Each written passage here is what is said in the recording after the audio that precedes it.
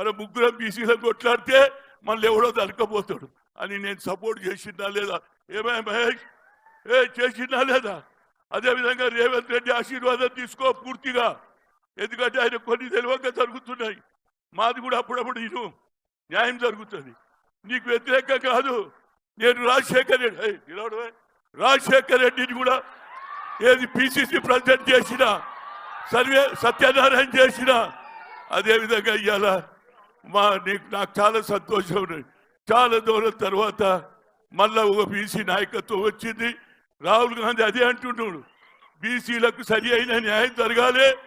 మా వాళ్ళు more than 50% ఉన్నారు.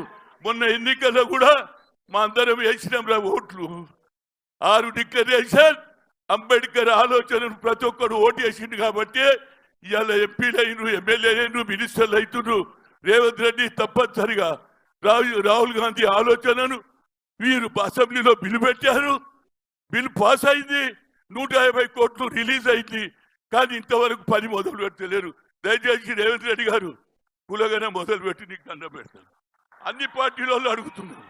అది చేస్తే రాహుల్ గాంధీ కూడా పార్లమెంట్లో మాట్లాడే అవకాశం ఉంటుందని కోరుతూ మరొకసారి మహేష్ కుమార్ గారు గాడ్ బ్లెస్ యూ, మంచిగా పనిచేసి పేరు తెచ్చుకోమని కోరుతున్నా.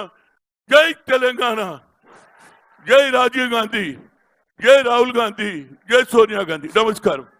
క్యూ న్యూస్ ఛానల్లో పనిచేయటకు అనుభవం గల సీనియర్ వీడియో ఎడిటర్స్ కావాలను సంప్రదించవలసిన నెంబర్ 8688926084.